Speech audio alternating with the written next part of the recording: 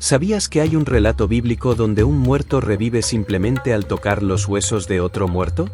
No es ciencia ficción ni fantasía, está registrado en 2 Reyes 13, 20-21. Hoy revelaremos esta historia que muchos pastores evitan mencionar, el extraño caso del hombre que resucitó al tocar los huesos de Eliseo. ¿Cómo es posible esto? ¿Por qué la Biblia incluyó este relato tan perturbador?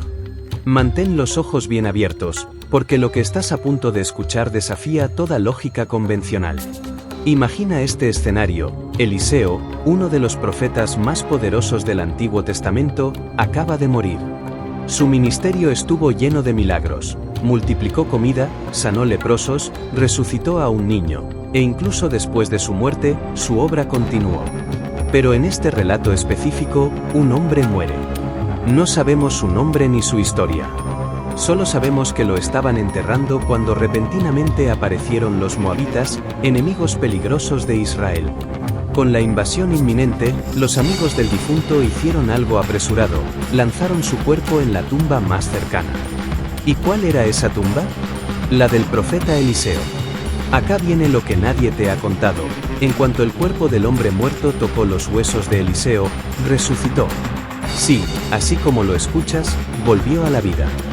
Detén tu respiración por un instante mientras analizamos este detalle que transformará tu comprensión. Este es el único caso en toda la Biblia donde los huesos de alguien tienen poder resucitador. Ni siquiera los huesos de Moisés, el profeta más grande, tuvieron este efecto. ¿Por qué los huesos de Eliseo tenían este poder único? La respuesta está en el contexto histórico. Eliseo fue el sucesor de Elías, quien ascendió al cielo en un torbellino. Cuando Elías dejó su manto, Eliseo lo recogió y pidió el doble espíritu de su mentor. Este doble espíritu no era solo simbólico, era literal. El ministerio de Eliseo fue el doble de poderoso que el de Elías, y ese poder persistió incluso después de su muerte. Pon atención a este dato que la mayoría pasa por alto. Los estudios arqueológicos recientes en Israel han descubierto que las tumbas de profetas eran consideradas lugares sagrados en la antigüedad. En el Museo de Israel, se exhiben inscripciones que indican que las tumbas de profetas eran visitadas regularmente por personas buscando bendición. ¿Por qué es esto importante? Porque muestra que el pueblo entendía que el legado espiritual de un profeta trascendía su muerte física, algo que la Biblia confirma con este milagro. Imagina la sorpresa de los primeros estudiosos al descubrir que este relato no fue incluido en la Biblia para promover la veneración de reliquias. De hecho, en 2 Reyes 23, 16-18, el rey Josías destruye altares construidos sobre la tumba de un profeta, mostrando que la adoración a través de reliquias era prohibida. Entonces, ¿por qué incluir este relato? Porque su propósito es mucho más profundo: mostrar que cuando una vida está completamente rendida a Dios, su influencia no termina en la muerte. Aun cuando ya no estemos hablando ni caminando, nuestra historia puede seguir impactando, puede seguir dando vida, tal como sucedió con los huesos de Eliseo. Cierra los ojos por un momento y visualiza este escenario. Estás en una situación desesperada, sintiendo que todo ha terminado. Pero de repente, algo o alguien que creías perdido te trae esperanza. Este es el mensaje central de la historia: Dios puede usar incluso lo que parece muerto y terminado para traer vida nueva. Los huesos de Eliseo representan todo lo que parece perdido, inútil o terminado en tu vida, pero que Dios puede resucitar. Considera esta posibilidad que desafía toda lógica convencional. La razón por la que este relato es tan raro es que muestra un principio espiritual profundo: el poder de Dios no está limitado por las leyes naturales, ni siquiera por la muerte. En 1 Corintios 15, 42-44, Pablo describe cómo los cuerpos resucitados serán diferentes de los cuerpos terrenales. Quizás los huesos de Eliseo ya estaban experimentando este poder resucitador antes de la resurrección final. Piensa en las implicaciones que esto tendría para tu vida espiritual. ¿Qué áreas de tu vida parecen muertas pero podrían ser tocadas por el poder de Dios? ¿Qué relaciones, sueños o ministerios crees que han terminado, pero que Dios podría resucitar? Esta historia no es solo un relato histórico, es un recordatorio de que con Dios, nada es imposible, ni siquiera lo que parece definitivamente perdido. Analiza esta perspectiva histórica olvidada. En el siglo II, el escritor cristiano Justino Mártir utilizó este relato para defender la resurrección de Cristo ante los escépticos. Argumentó que si los huesos de un profeta podían resucitar a un muerto, cuanto más el cuerpo resucitado de Cristo podría traer vida eterna. Este relato, aunque extraño, fue usado históricamente para reforzar la doctrina central del cristianismo, la resurrección. Reflexiona sobre este dato histórico sorprendente. En la tradición judía antigua, los rabinos debatían intensamente este relato. El Talmud, en Sanedrín 47, sugiere que este milagro fue un acto de gracia especial de Dios, no un modelo para la práctica religiosa. Pero aquí está lo que nadie te ha revelado. Este relato fue incluido específicamente para mostrar que el poder de Dios trasciende las expectativas humanas. No fue para promover la veneración de huesos, sino para demostrar que Dios puede usar cualquier cosa, incluso lo que parece inútil, para cumplir su propósito. Siente la profundidad de este misterio. La historia del hombre que revive al tocar los huesos de Eliseo nos invita a reconsiderar cómo vemos lo muerto en nuestras vidas. ¿Qué estás enterrando que Dios podría resucitar? ¿Qué relaciones, sueños o ministerios crees que han terminado, pero que Dios podría usar para traer vida a otros? Contempla este detalle que transforma tu vida. La verdadera lección de esta historia no está en los huesos o en el milagro, está en el legado espiritual que dejamos. Cuando una vida está llena del Espíritu de Dios, su influencia no termina en la muerte. Tu historia, por insignificante que parezca, tiene propósito y significado ante los ojos de Dios, incluso después de que tú hayas partido. Detén tu análisis por un instante y considera esto. Si este milagro ocurrió con los huesos de Eliseo, ¿qué poder resucitador hay en tu vida para impactar a otros? No necesitas ser un profeta para dejar un legado espiritual. Cada acto de fe, cada momento de obediencia, cada expresión de amor en tu vida está sembrando semillas que pueden dar vida mucho después de que tú hayas partido. Explora este concepto teológico que pocos han considerado. La historia del hombre que revive al tocar los huesos de Eliseo es un anticipo del poder resucitador que vendría con Cristo. Si los huesos de un profeta podían traer vida física, cuanto más el cuerpo resucitado de Cristo puede traer vida eterna. Este relato, aunque extraño, apunta directamente a la resurrección de Jesús y al poder transformador del Evangelio. Prepárate porque lo que sigue solo se vuelve más perturbador. Si esta historia te sorprendió, espera a conocer la siguiente en nuestra lista, las criaturas de 4 caras que Ezequiel vio en su visión. Seres celestiales con rostros de hombre, león, toro y águila, rodeados de ruedas llenas de ojos. Pero si pensaste que esto fue impactante, lo que sigue solo se vuelve más profundo. Amigos, ahora que hemos explorado el extraño caso del hombre que revive al tocar los huesos de Eliseo, prepárense porque lo que sigue es aún más perturbador. Hoy revelaremos las criaturas de 4 caras, una de las visiones más enigmáticas y extrañas de toda la Biblia. ¿Qué eran estos seres celestiales con rostros múltiples? ¿Por qué Ezequiel los describió con tanto detalle? ¿Y qué significado tienen para nosotros hoy? Mantén los ojos bien abiertos, porque lo que estás a punto de escuchar desafía toda lógica convencional. Imagina este escenario: Ezequiel, un sacerdote exiliado en Babilonia, está junto al río Gabaón. Su alma está rota, su pueblo está en cautiverio, y todo parece perdido. De repente, los cielos se abren. No es un sueño, no es una metáfora, es una visión real. Un torbellino del norte, una nube envuelta en fuego que brilla como el metal ardiente. En medio de este fuego aparecen seres con forma humana, aunque no del todo. Cada uno tiene 4 caras diferentes, de hombre, de león, de toro y de águila. Acá viene lo que nadie te ha contado: estas criaturas no solo tenían 4 caras, estaban rodeadas de ruedas llenas de ojos, y dondequiera que iban, las ruedas los seguían sin separarse de ellos. Ahora bien, esto es definitivamente inquietante. En Ezequiel 1, 15-18, el profeta describe las ruedas como altas e impresionantes y llenas de ojos todo alrededor. ¿Qué significan estos ojos? En la simbología bíblica, los ojos representan conocimiento, vigilancia y omnisciencia. Estas ruedas llenas de ojos simbolizan el conocimiento perfecto y la vigilancia constante de Dios en todo el universo. No es una imagen aterradora, es un recordatorio de que Dios ve todo, en todo momento, en todos los lugares. O con total razón, vos podés estar diciendo, ¿por qué 4 caras específicamente? La cara de hombre representa la inteligencia y la relación con Dios. La cara de león simboliza el poder y la autoridad.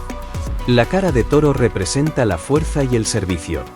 La cara de águila simboliza la perspectiva celestial y la velocidad. Juntas, estas 4 caras representan la plenitud del ministerio divino en la tierra. En el Nuevo Testamento, los 4 evangelios reflejan estos mismos aspectos: Mateo, el león, realeza; Marcos, el toro, servicio; Lucas, el hombre, humanidad; y Juan, el águila, divinidad. Bueno, esto es algo que desafía toda lógica convencional. Los estudios arqueológicos recientes en Mesopotamia han descubierto que las culturas circundantes representaban a sus dioses con múltiples caras o cabezas. Pero aquí está lo que nadie te ha dicho: la visión de Ezequiel no era una adopción de estas ideas paganas, era una declaración radical de que solo el Dios de Israel merece adoración, no los falsos dioses con múltiples caras. Al describir seres celestiales con 4 caras, Ezequiel estaba mostrando que el verdadero Dios trasciende todas las representaciones paganas. Amigos, piensen en las implicaciones que esto tendría para su vida espiritual. ¿Cómo sería servir a un Dios que ve todas las dimensiones de la realidad simultáneamente? Estas criaturas con 4 caras representan la capacidad de Dios para ver todas las perspectivas al mismo tiempo. No ve solo el exterior, ve el interior. No ve solo el presente, ve el pasado y el futuro. Esta visión nos invita a confiar en que Dios comprende nuestra complejidad de maneras que nosotros ni siquiera podemos imaginar. Y te digo algo, cuando Ezequiel vio esto, cayó al suelo. ¿Y cómo culparlo? Estaba viendo literalmente el trono de Dios. Pero aquí está el detalle que la mayoría pasa por alto. En Ezequiel 1:28, el profeta dice: como el aspecto del arco iris que está en las nubes el día que llueve, tal era el aspecto del resplandor alrededor. Este fue el aspecto de la semejanza de la gloria de Jehová. Y cuando yo lo vi, caí sobre mi rostro. El arco iris no es solo un fenómeno natural, es un símbolo de la promesa de Dios de no destruir la tierra con un diluvio nuevamente. Génesis 9, 13-16. Incluso en medio de su gloria aterradora, Dios muestra su promesa de misericordia. Considera esta posibilidad que desafía toda lógica convencional. La razón por la que este relato es tan raro es que muestra un principio espiritual profundo. El poder de Dios no está limitado por las leyes naturales, ni siquiera por nuestra comprensión limitada. En Apocalipsis 4, 6-8, Juan describe seres similares en su visión del cielo, y alrededor del trono, 4 seres vivientes llenos de ojos delante y detrás. El primer ser viviente era semejante a un león, el segundo ser viviente semejante a un becerro, el tercer ser viviente tenía rostro como de hombre, y el cuarto ser viviente era semejante al águila que vuela. La visión de Ezequiel y la de Juan están conectadas, mostrando que estas criaturas son parte del séquito celestial que rodea el trono de Dios. Analiza esta perspectiva histórica olvidada. En el siglo II, el escritor cristiano Justino Mártir utilizó este relato para defender la divinidad de Cristo ante los escépticos. Argumentó que si los querubines con múltiples caras representaban la plenitud de la presencia divina, entonces Cristo, como la imagen visible del Dios invisible, encarnaba esta plenitud en forma humana. Este relato, aunque extraño, fue usado históricamente para reforzar la doctrina central del cristianismo, la divinidad de Cristo. Reflexiona sobre este dato histórico sorprendente. En la tradición judía antigua, los rabinos debatían intensamente esta visión. El Talmud, en Ajiga 13b, sugiere que esta visión era tan sagrada que solo podía ser estudiada por los más avanzados en conocimiento espiritual. Pero aquí está lo que nadie te ha revelado. Este relato fue incluido específicamente para mostrar que el poder de Dios trasciende las expectativas humanas. No fue para promover una teología complicada, sino para demostrar que Dios puede usar cualquier cosa, incluso lo que parece incomprensible, para cumplir su propósito. Siente la profundidad de este misterio. La visión de las criaturas de 4 caras nos invita a reconsiderar cómo vemos a Dios. ¿Cómo sería servir a un Dios que ve todas las dimensiones de la realidad simultáneamente? ¿Cómo afectaría esto tu fe si supieras que Dios ve no solo tus acciones, sino también tus motivos más profundos, tus luchas internas y tus esperanzas más secretas? Prepárate porque lo que sigue solo se vuelve más perturbador. Si esta historia te sorprendió, espera a conocer la siguiente en nuestra lista, el reinicio del mundo. Un relato que describe cómo los hijos de Dios se unieron con las hijas de los hombres, engendrando a los Nefilim, gigantes de renombre. Pero si pensaste que esto fue impactante, lo que sigue solo se vuelve más profundo. Amigos, ahora que hemos explorado las criaturas de 4 caras que Ezequiel vio en su visión, prepárense porque lo que sigue es aún más perturbador. Hoy revelaremos el reinicio del mundo, uno de los relatos bíblicos más extraños y controvertidos. ¿Qué sucedió antes del diluvio? ¿Quiénes eran los hijos de Dios que se unieron con las hijas de los hombres? ¿Y qué eran los Nefilim? Mantén los ojos bien abiertos, porque lo que estás a punto de escuchar desafía toda lógica convencional. Imagina este escenario: la humanidad se ha multiplicado rápidamente después de la caída en el Edén. La sociedad está floreciendo, pero algo está profundamente mal. En Génesis 6, 1-4, leemos: Cuando comenzaron los hombres a multiplicarse sobre la faz de la tierra, y les nacieron hijas, vieron los hijos de Dios que las hijas de los hombres eran hermosas, y tomaron para sí mujeres, escogiéndolas entre todas. Entonces dijo Jehová: No contenderá mi espíritu con el hombre para siempre, porque ciertamente él es carne, mas serán sus días 120 años. Los Nefilim estaban en la tierra en aquellos días, y también después que se vinieron los hijos de Dios a las hijas de los hombres, y ellas les parieron hijos. Estos son los héroes, los hombres de renombre en los tiempos antiguos. Ahora bien, esto es definitivamente inquietante. ¿Quiénes eran estos hijos de Dios? La interpretación más antigua, encontrada en textos como el libro de Enoc y el libro de los Jubileos, sugiere que eran ángeles caídos.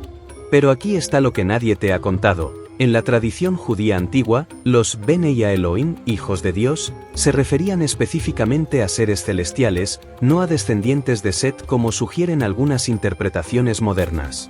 O con total razón, ¿vos podés estar diciendo ángeles teniendo hijos con humanas? Y yo te diría, exactamente.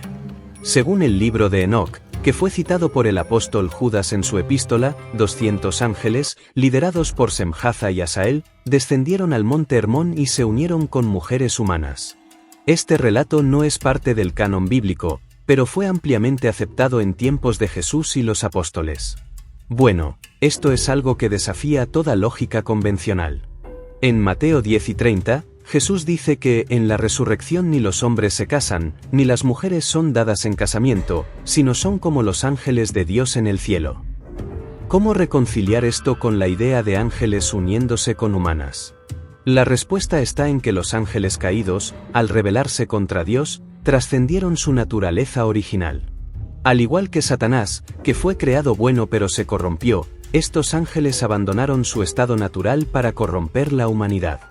Amigos, piensen en las implicaciones que esto tendría para su vida espiritual, si los ángeles caídos pudieron corromper la humanidad hasta el punto de requerir un diluvio universal, ¿qué tanto más pueden influir en nosotros hoy? En 2 Corintios 11, 14-15, Pablo advierte, porque el mismo Satanás se disfraza como ángel de luz. Por tanto, no es gran cosa si también sus ministros se disfrazan como ministros de justicia. La batalla espiritual es real, y sus efectos pueden ser devastadores. Y te digo algo, cuando Dios vio lo que estaba sucediendo, tomó una decisión radical. En Génesis 6, 3, Dios declara: No contenderá mi espíritu con el hombre para siempre. Esta no es una amenaza vacía, es una declaración de juicio. Los 120 años mencionados no son una extensión de la vida humana, sino un plazo de gracia antes del diluvio. Dios estaba dando a la humanidad una última oportunidad para arrepentirse. Considera esta posibilidad que desafía toda lógica convencional: los Nefilim no eran simplemente gigantes, eran híbridos con poderes sobrenaturales. En el libro de Enoc, se describe que estos seres enseñaron a los humanos artes prohibidas, metalurgia, cosmética, hechicería y hasta la fabricación de armas. ¿Por qué esta corrupción era tan grave que merecía un juicio universal? Porque estaba destruyendo la imagen de Dios en la humanidad y corrompiendo la línea mesiánica. Analiza esta perspectiva histórica olvidada. En el siglo II, el escritor cristiano Celso atacó este punto específico en su obra El verdadero discurso, argumentando que el relato bíblico era ilógico precisamente por esta razón. La respuesta de Orígenes en contra Celso se convirtió en fundamento teológico para la interpretación de los hijos de Dios como ángeles caídos. Reflexiona sobre este dato histórico sorprendente. En el siglo IV, el obispo Eusebio de Cesarea mencionó en sus escritos que algunos grupos cristianos creían que los nefilim eran los responsables de construir las pirámides y otras estructuras antiguas. Pero aquí está lo que nadie te ha revelado: esta interpretación, aunque popular, carece de fundamento bíblico. Los nefilim fueron destruidos en el diluvio, y cualquier conexión con estructuras posteriores es pura especulación. Siente la profundidad de este misterio. La historia de los nefilim nos invita a reconsiderar cómo vemos la batalla espiritual. ¿Cómo sería servir a un Dios que ve la corrupción espiritual antes de que se vuelva irreversible? ¿Cómo afectaría esto tu fe si supieras que hay fuerzas espirituales trabajando para corromper la humanidad en maneras que ni siquiera podemos imaginar? Contempla este detalle que transforma tu vida. La verdadera lección de esta historia no está en los nefilim, está en la gracia de Dios. A pesar de la corrupción total, Dios no destruyó inmediatamente a la humanidad. Dio 120 años de gracia, durante los cuales Noé predicó justicia. 2 Pedro 2, 5. Incluso en medio del juicio, Dios siempre ofrece una salida. Detén tu lectura por un instante y medita. Si esta historia ocurrió antes del diluvio, ¿qué advertencias nos da para hoy?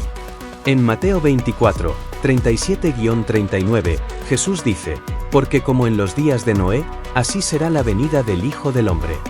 Porque como en los días antes del diluvio estaban comiendo y bebiendo, casándose y dando en casamiento, hasta el día en que Noé entró en el arca, y no entendieron hasta que vino el diluvio y se los llevó a todos, así será también la venida del Hijo del Hombre. Amigos, esta es la última historia en nuestra lista, y no es casualidad que termine con una advertencia. La historia de los nefilim no existe para confundirnos, sino para enseñarnos una lección fundamental sobre la naturaleza de Dios y nuestra relación con Él. El diluvio no fue solo un evento histórico, es un recordatorio de que Dios no tolerará la corrupción espiritual indefinidamente. Pero aquí está la verdad que debemos llevarnos: la historia de los nefilim no termina con el diluvio, termina con un arco iris. Génesis 9, 13-16 nos muestra que incluso en medio del juicio, Dios establece una promesa de gracia.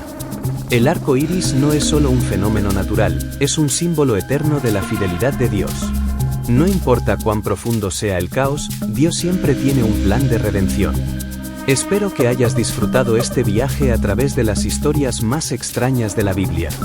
En cada una de ellas, definitivamente hay una señal, una advertencia, una enseñanza y una promesa para nosotros. No están ahí para entretenernos, sino para despertarnos, para mostrarnos que la vida, sobre todo el camino de seguir a Dios, es real, serio, aunque también maravilloso. Si alguna parte de este vídeo te incomodó, quizás sea justo lo que más necesitabas escuchar. Porque lo que incomoda muchas veces es lo que más necesitamos. Y si está en la Biblia, amigos, no es casualidad. Dios no deja nada al azar.